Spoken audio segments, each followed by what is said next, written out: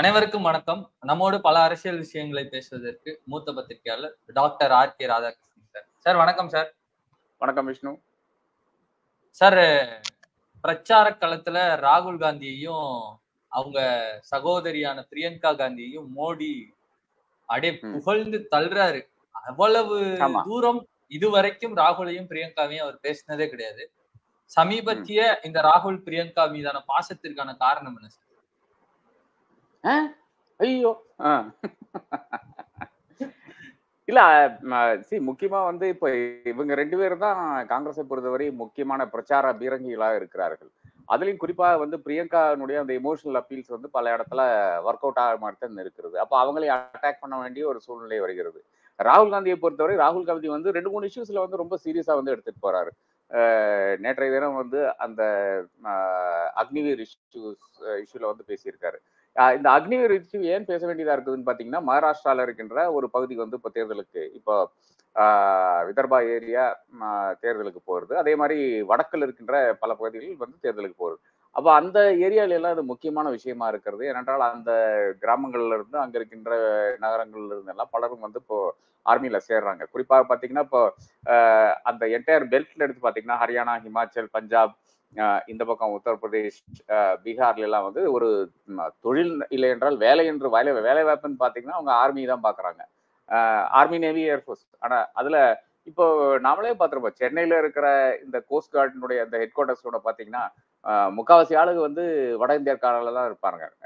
கடல் இங்க இருக்கு, தமிழகத்துல இருந்து யாரும் இருக்க மாட்டாங்க, எல்லாம் வட இந்தியர்காரர்கள் தான் இருப்பாங்க. அது என்ன பாத்தீங்கன்னா அவங்களுக்கு ட்ரெடிஷனலாவே அவர்கள் எல்லாம் ஆர்மிலேயே, நேவிலேயே, ஏர்ஃபோர்ஸ்லயே இருக்கிறவர்கள். அப்ப அதுல ஒரு அக்னிவீர் ஸ்கீம் கொண்டு 4 வருஷத்துல வீட்டுக்கு அனுப்புற ஒரு ஸ்கீம் கொண்டு அது ஒழுங்கா அவங்கள ட்ரீட் பண்ணாம, முன்னாடி 17 வருஷம் தான், அதாவது 17 வருஷத்துக்கு ஒரு 35 ஏஜ் ஆஃப் 35 ஒரு 36ல நீங்க அவங்கள வீட்டுக்கு அனுப்புவாங்க. அதாவது ஸ்கீம் மட்டத்துல இருக்கின்ற நபர்களை வீட்டுக்கு அனுப்புவார்கள். ஆனா அதை தவிர்த்து விட்டு அதன் பிறகு பென்ஷன் இருக்கிறது, கேட்டரிங் ஃபெசிலிட்டிஸ் இருக்கிறது.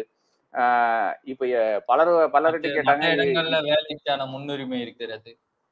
ஆமாமா, அது அந்த முன்னுரிமை இப்போ கொடுக்குறாங்க. பட் அந்த முன்னுரிமை தாண்டி வேற பென்ஷன் கிடையாது, அதே மாதிரி இந்த கேண்டீன் சர்வீசஸ் கிடையாது, இந்த விஷயங்கள்லாம் வருகிறது. அப்ப அதையெல்லாம் முன்னிறுத்தி ஒரு பிரச்சாரம். இந்தியன் ஆர்மி ஏறத்தாழ ஒரு என்ன பண்றது, ஒரு மெர்சனரி ஆர்மியாக மாற்றக்கூடிய ஒரு நிலை உருவாயிற்று. அது நடந்து கொண்டிருக்கிறது. அது பிரச்சாரத்துல இவங்க கொண்டு வரல. அதாவது இந்தியன் ஆர்மி தொய்ந்து போய்விடும், இல்லை என்றால் தொய்வு அடைந்து விடும் என்றால் அந்த பாயிண்ட் பெரிதாக பேசுறது கிடையாது. ஏனென்றால் அது மக்களிடம் போய் சேராத விஷயமா இருக்கிறது. அதே நேரத்துல உங்க வேலை வாய்ப்புல உங்களுக்கு வேலை கொடுத்துட்டு 4 வருஷத்துல அதை பறிச்சிடுறாங்க. அது இந்த விஷயத்தை விட ஒரு கேட்சியான விஷயமா இருக்கிறது. அதை பேசுகிறார்கள். அப்ப இதற்கு எதிர்வினை என்னன்னு பாத்தீங்கன்னா, வாயை திறந்தா போய் இதுதான் எதிர்வினையாக பார்த்து கொண்டிருக்கிறோம். காங்கிரஸ் உங்களுடைய அந்த ரிசர்வேஷன் எல்லாம் எடுத்து இஸ்லாமியர்கள் கொடுத்து விடும், உங்க காசையெல்லாம் எடுத்து இஸ்லாமியர்கள் கொடுத்து விடும், இதே பேச்சு தான் மறுபடியும் நடந்து கொண்டிருக்கிறது என்று நாம் மாறி மாறி பார்த்து கொண்டிருக்கிறோம். அப்போ மோடிக்கு வேற ஒன்றும் கிடையாது, ஒரு நேரேட்டிவ் இன்னும் செட் பண்ண முடியவில்லை என்றுதான் பார்த்து கொண்டிருக்கிறோம். பாஜகவுக்கு ஒரு டெவலப்மெண்ட் நேரேட்டிவ் இன்னும் வரவில்லை என்றுதான் பார்க்கிறோம். சார், இந்த பரப்புரை பேச்சுக்கள் தொடர்பாகவே தேர்தல் நடத்தை விதிமுறைகள் அமல்ல இருக்கு. பிரதமர் தற்போது பேசுகின்ற அத்தனை பேச்சுக்களும் அந்த விதிமுறைகளுக்கு உட்பட்டு இருக்கா, இல்ல அதை மீறும்படியாக இருக்கிறது? எல்லாம் மீறும்படியாக தான் இருக்கிறது. ஆனா தேர்தல் ஆணையம் ஒரு கார்ட்டூன் பார்த்த மாதிரி கிளீன் போல்டா இருக்காரு. ஆனா எம்பயர் தேர்தல் ஆணையம் சிக்ஸர் அப்படின்னு காமிக்கிறது. ஏறத்தால அது மாதிரி தான் எல்லா இடத்துலயும் நடந்து கொண்டிருக்கிறது. அது கேப்சர்னாலதான். அதாவது மோடியினுடைய ஒரு தயவுல செயல்படுகின்ற 3 தேர்தல் ஆணையர்கள். இந்த 3 தேர்தல் ஆணையர்கள் இந்தியாவை கொச்சைப்படுத்தி கொண்டு, அந்த தேர்தல் ஆணையத்தை கொச்சைப்படுத்தி கொண்டு, இந்தியாவினுடைய அந்த டிசிஷனை அதாவது நம்மளுடைய வாக்காளர்களை கொச்சைப்படுத்தி கொண்டு வேலைகள் செய்து கொண்டிருக்கிறார்கள். அது ஏன்னு பாத்தீங்கன்னா, இப்ப அந்த ராஜஸ்தானுடைய நடந்த அந்த பேச்சில் இருந்து ஆரம்பித்துக் கொண்டு இன்று நேற்று வரையான பேச்சுக்கள்ல பாத்தீங்கன்னா, அது மங்கள் சூத்திர ஆனாலும் சரி, உங்க ஓபிசி ரிசர்வேஷன் ஆனாலும் சரி, ஓட் ஜிஹாத் என்று ஒன்று பேசுறாரு. இதை விட பெரிய கேவலம் ஒரு பிரதமர் பேச முடியுமா என்றதுதான் எனக்கு, நான் இதுவரை பார்த்தது கிடையாது. இப்படி ஒரு பிரதமர் நிச்சயமாக நடந்ததும் கிடையாது, பேசினதும் கிடையாது. அப்ப இதுக்கு ஒண்ணுக்குமே எதிர்வினை கிடையாது. தேர்தல் ஆணையம் அவரை கண்டிக்க வேண்டும், அவருக்கு ஒரு லெட்டர் அனுப்ப வேண்டும். இந்த மாதிரி ஒரு முறை வந்து பால் தாக்கரே பேசினதுக்கு வந்து 80களில் பேசினதுக்கு அப்போ வந்து தேர்தல் ஆணையம் பெரிய ஒரு இண்டிபெண்டன்ட் பாடி எல்லாம் கிடையாது. அப்படி இருந்த தேர்தல் ஆணையமே வந்து அவரை கண்டிச்சு 6 வருஷம் வந்து நீங்க கேம்பெயின் பண்ணக்கூடாது என்றெல்லாம் தடை விதித்தது. ஆனால் இப்ப இருக்கின்ற தேர்தல் ஆணையம் வந்து இவர்களே ஏதோ விலைக்கு வாங்கின நபர்கள் மாதிரி செயல்பட்டு கொண்டிருக்க ஒரு கான்ஸ்டிடியூஷனல் பாடி அப்படியே விலைக்கு வாங்கிட்டானுங்க. அதுதான் நடந்து கொண்டிருக்கிறது. இவர்கள் வந்து இவர்களுடைய பணியும் செய்யவில்லை.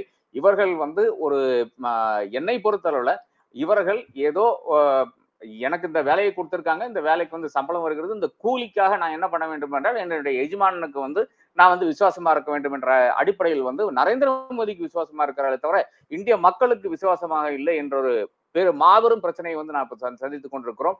அதனால இந்த அளவுக்கு அவதூறு பிரச்சாரம், இந்த அளவுக்கு பொய் பிரச்சாரம் வந்து ஒரு பிரதமர்னால் நடத்த முடியுது. சார், நீங்க குறிப்பிட்ட மாதிரியே பிரதமருடைய பேச்சுக்களில் மதம் சம்பந்தப்பட்டது ராஜஸ்தான்ல தொடங்கி அதிகமாக நேற்றைய பேச்சு வரைக்கும் எதிரொலிச்சிருக்கு. இப்ப அயோத்திய வந்து அவங்க மிகப்பெரிய ஒரு தேர்தல் திட்டமா தான் முன் வச்சிருந்தாங்க, பாத்துக்கிட்டு இருந்தாங்க. அயோத்தி ராம் மந்திர் பிராண பிரதிஷ்டை வந்து உலகமே திரும்பி பார்க்கக்கூடிய அளவுக்கு நாங்க நடத்துறோம்னு சொல்லி அவ்வளவு முயற்சி எடுத்தாங்க, அவ்வளவு செலவு பண்ணாங்க. இப்போ மத்த இடங்கள்லயே பிரதமரின் பேச்சு இப்படி எல்லாம் இருக்கும்போது இப்போ பிரதமர் மீண்டும் அயோத்திக்கு போக போறாரு, ரோட் ஷோ பண்ண போறாருன்னு சொல்றாங்க. பிரதமரோட இந்த அயோத்தி பயணம் எப்படி இருக்க போகுதுன்னு நினைக்கிறீங்க? இது அடுத்த கட்டமாகத்தான் மாற்றி விடுவார். அதாவது இப்ப இன்னைக்கு சாயங்காலம் 7 மணிக்கு தான் போறாரு. அங்க கோயிலுக்கு போய் பிரார்த்தனை செய்ய போறாரு. அப்ப நீங்களும் வந்து பிரார்த்தனை பண்ண போகும்போது நம்ம தனியா போவோம். நம்மளுடைய அந்த வழிபடும் இடத்துல போயிட்டு நாம் வந்து அர்ச்சனை செய்யறதா அர்ச்சனை செய்வோம். பூஜாரிக்கு கொஞ்சம் இது தட்சிணை கொடுக்குறா இருந்தா தட்சிணை கொடுப்போம். அங்க வந்து தட்டுல காசு போடுறதா இருந்தா போடுவோம். உண்டியல்ல காசு போடணும் போடுவோம். 2 வலம் வருவோம், இல்லைன்னா 3 வலம் வருவோம். விட்டா 3 வலம் வருவோம். அதன் பிறகு வந்து நம்ம கிளம்பி போயிடுவோம். இந்த பிரதமர் அப்படி கிடையாது. பிரதமரை பொறுத்தவரை பிரதமருக்கு வந்து 10 கேமரா இருக்கணும். ஃபர்ஸ்ட் 10 கேமரா வந்து உள்ள போய் நிற்கும். உள்ள போய் நின்றுட்டு இவர் உள்ள என்னென்ன செய்து கொண்டிருக்கிறார் என்பது அப்படியே வந்து அவர்கள் வந்து அந்த வீடியோ கேமரால வந்து கொண்டிருக்கும்.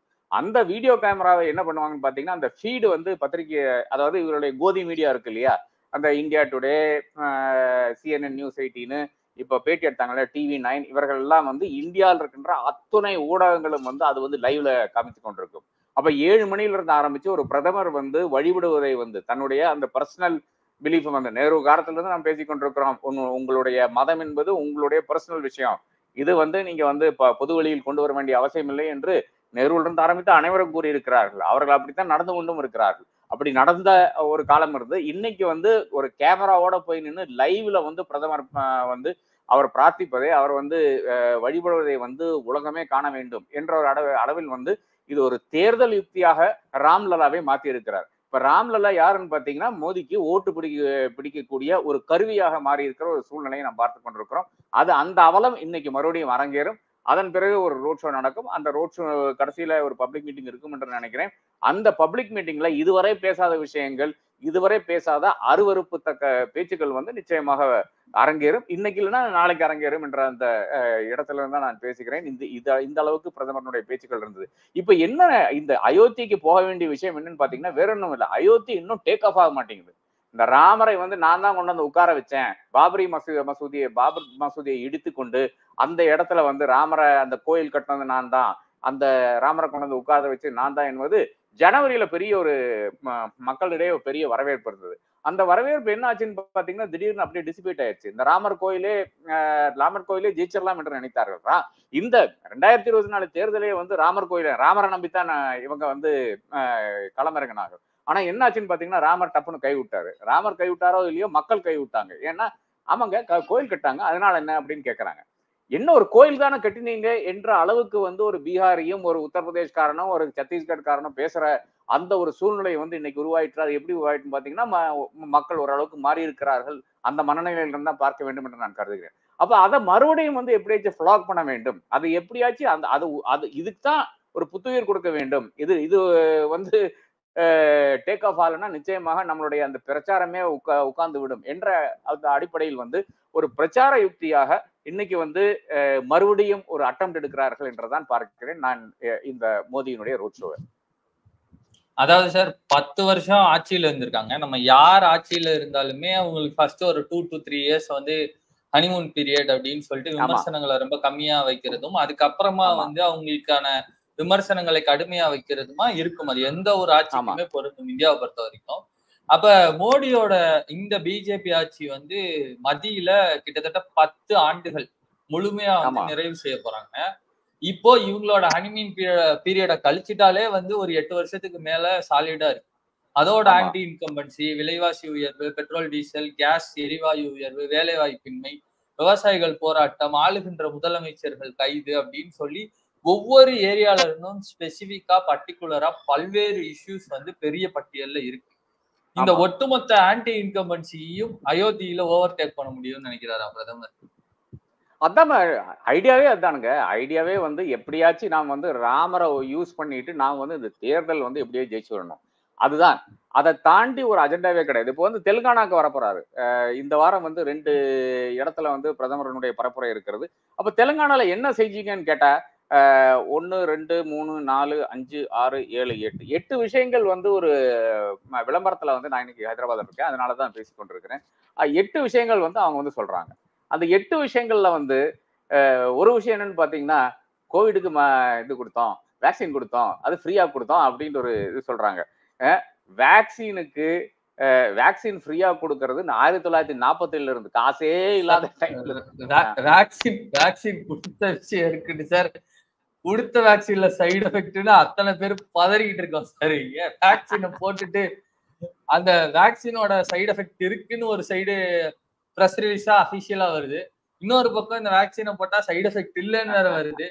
இதுல எது உண்மைன்னு கண்டுபிடிக்கிறதே பெரிய சிரமமா இருக்கு. இதுல நான் வேக்சின் கொடுத்தேன்னு சொன்னா மேற்கொண்டு அந்த இடத்துல ஒரு அஜிடேஷனை கிளப்பாத மக்கள் மத்தியில. இல்ல பட் தெலுங்கானாக்கு என்ன செஞ்சிருக்கேன்னு கேட்டா வேக்சின் கொடுக்குறேன்னு சொல்றாரு.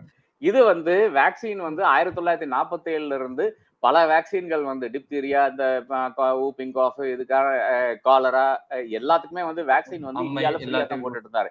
இது ஒரு பெரிய சாதனையை வந்து இவர் வந்து சொல்லி கொண்டிருக்கிறார். இது ஒண்ணு.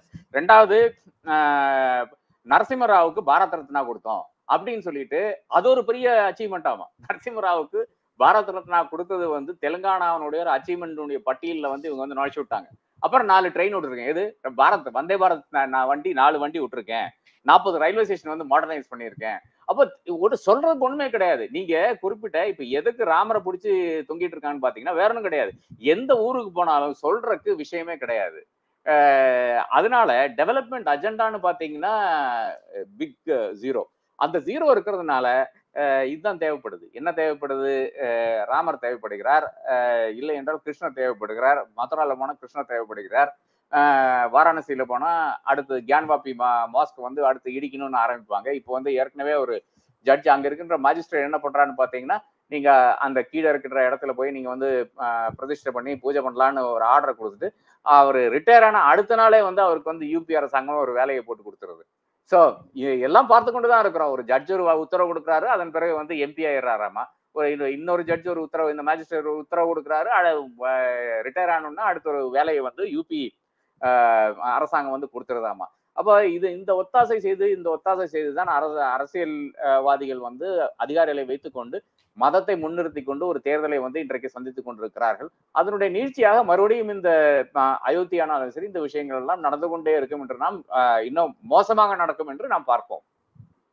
சார், இந்த பேட்டியோட கடைசி கேள்வியா வச்சுக்கலாம். ரொம்ப சிம்பிளா வச்சுப்போம்.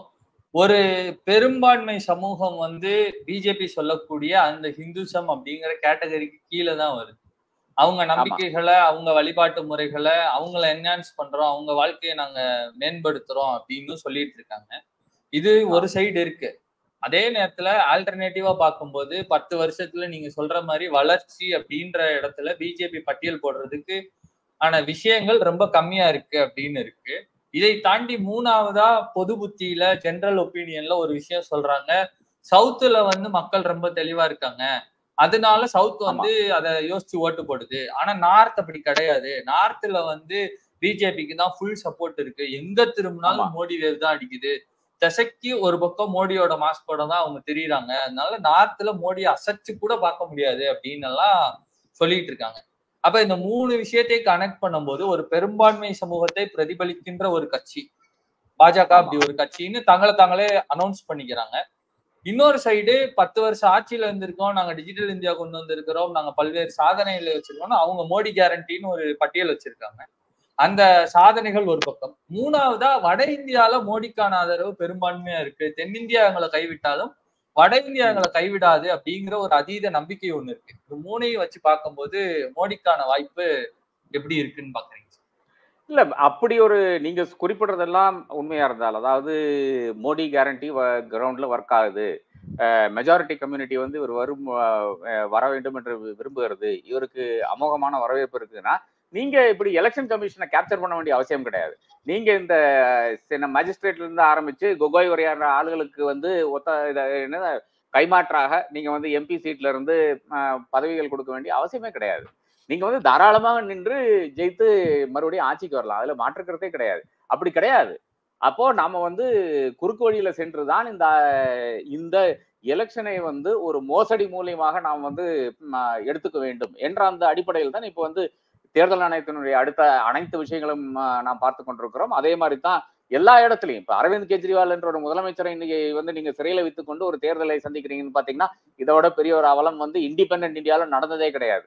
அதுக்கு ஒரு கோர்ட்டு அவருக்கு வந்து பெயிலே கொடுக்க மாட்டேங்குதுன்னு பாத்தீங்கன்னா, இது வந்து இப்ப கோர்ட்டுகள் எதற்கு இருக்கிறது என்ற அந்த விஷயத்தை வந்து நாம் பேச வேண்டியதா தான் இருக்கிறது. பிஎம்எல்ஏல இருந்தா நீங்க வந்து கோர்ட்டு அதனால கோர்ட்டுக்கு ஒன்றும் பண்ண முடியாதெல்லாம் சொல்றது வந்து நிச்சயமாக ஒத்துக்கொள்ள முடியாத ஒரு வாதமாக தான் இருக்கிறது. ஒரு ஹேமந்த் சோரனை ஜெயில பிடித்து போட்டு நீங்க வந்து எலெக்ஷன் நடத்துவீங்கன்னு பாத்தீங்கன்னா, அதை விட பெரிய ஒரு அவலம் கிடையாது. நிச்சயமாக அவர் மேல ஒரு குற்றச்சாட்டு இருக்கும் பட்சத்தில் வந்து அதற்கு ப்ரூஃப் இருக்கும் பட்சத்தில் தாராளமாக நீங்க வந்து இதுக்குள்ளால ஒரு சார்ஜ் ஷீட்டை தாக்கி கேட்கலாம்ல. ஜனவரியில ஒருத்தர் அரெஸ்ட் பண்ணிட்டு, அதுவும் ஒரு அரசியல் தலைவர் அரெஸ்ட் பண்ணி மே மாதம் ஆகுது, எங்க சார்ஜ் ஷீட்னு கேட்கிறேன். செந்தில் பாலாஜி வழக்குல எங்க சார்ஜ் ஷீட்னு கேட்கிறேன். 1 வருஷம் ஆகுது இல்லையா அரெஸ்ட் பண்ணிட்டு. அப்போ எதிர்கட்சிகளை முடக்க வேண்டும், எதிர்கட்சிகளை வந்து சிறைபிடிக்க வேண்டும், தலைவர்களை சிறைபிடிக்க வேண்டும், அதன் பிறகு ஒரு தேர்தல் நடத்த வேண்டும். ஆனால் அதுலயும் பயம். தென்னாலிக்கு எல்லாம் பயம் சொல்ற மாதிரி அதுலயும் பயம். அப்ப அது அடுத்த விஷயமா என்ன செய்ய வேண்டும்? இருக்கிற இன்ஸ்டிடியூஷன்ஸ் எல்லாம் கேப்சர் பண்ண வேண்டும். அப்ப இன்ஸ்டிடியூஷன் எல்லாம் கேப்சர் பண்ணாதான் ஒரு சூரத் நடக்கும், ஒரு இண்டோர் நடக்கும். இண்டோர்ல இருக்கிற ஒரு காங்கிரஸினுடைய கேண்டிடேட்டுக்கு வந்து 17 வருஷத்துக்கு முன்னாடி இருக்கிற ஒரு கேஸ்ல வந்து அட்டெம்ப்ட் டு மர்டர் சேர்த்து அவனை வந்து அச்சுறுத்தி அவன் வந்து அதனால வந்து வித்ரா பண்ணிடுறாரு. அதே மாதிரி சூரத்துல என்ன ஆகுது? எல்லாரையும் வித்ரா பண்ணி வச்சு ஒரு கேண்டிடேட் ஜெயிக்கிறாரு. இப்ப அடுத்ததாக அமித்ஷாவுடைய அந்த கான்ஸ்டிடுவன்சிலையும் இதே பிரச்சனை நடக்கிறதாக சொல்லுகிறார்கள். இந்த மாதிரி அச்சுறுத்தல் இருக்கிறது, எல்லாரையும் வித்ரா பண்ண சொல்றாங்கன்னு சொல்றாங்க. அப்ப இந்த மூலியமாக இது இந்த இந்த பாத்துக்கு நீ ஏன் வர்றீங்க, இந்த வழிக்கு நீங்க ஏன் வர்றீங்க பாத்தீங்கன்னா உங்களுக்கு பயம். என்ன பயம் பாத்தீங்கன்னா தோத்துருவீங்கன்னு பயம். சாதாரண தோல்வி கிடையாது. மக்கள் தூக்கி போட்டு மிதிக்க போறார்கள் இந்த பயம் வந்தனாலதான் அவர் இதை தவிர நிச்சயமா இது மனசம்மதம் இருக்கின்ற இல்லையென்றால் மக்கள் விரும்புகின்ற ஒரு ஆட்சி வரப்போகிறது என்ற அந்த இது எனக்கு கிடையாது. அப்போ இவ்வளோ இன்ஸ்டிடியூஷன்ஸை கேப்சர் பண்ணி இந்த அளவுக்கு எதிர்கட்சிகளை முடக்கி காங்கிரஸினுடைய அந்த இது ஐடியினுடைய அந்த ஃப்ரீஸ் பண்ண அமௌண்ட் இன்னும் வரல, அது ஃப்ரீசிங்ல தான் இருக்குது. அப்ப காங்கிரஸையும் முடக்கி அனைத்து கட்சிகளையும் முடக்கி கொண்டு ஒரு தேர்தலை நீங்க வந்து சந்தித்து கொண்டிருக்கிறீர்கள். இதுலயும் நீங்க உங்களுக்கு வந்து லார்ஜ் சிங்கிள் பார்ட்டியாக வராவிட்டால் இது மக்களினுடைய முடிவாகத்தான் நான் பார்க்க வேண்டியதா இருக்கிறது. நிச்சயமாக மக்கள் அப்படி ஒரு தீர்ப்பை கொடுப்பார்கள் என்று நான் நம்புவோம். உங்களோட பிஸியான டைம்ல இவ்வளவு அரசியல் விஷயங்களை பேசினதுக்கும், அயோத்தியில் அவர் அடுத்து என்ன செய்ய போகிறார் என்பதை இவ்வளவு டீடைல்டா எக்ஸ்பிளைன் பண்ணதுக்கும் ரொம்ப நன்றி சார். மீண்டும் ஒரு நேர்காணல் உங்களோடு மீண்டும். Thank you so much. நன்றி விஷ்ணு. Thank you sir.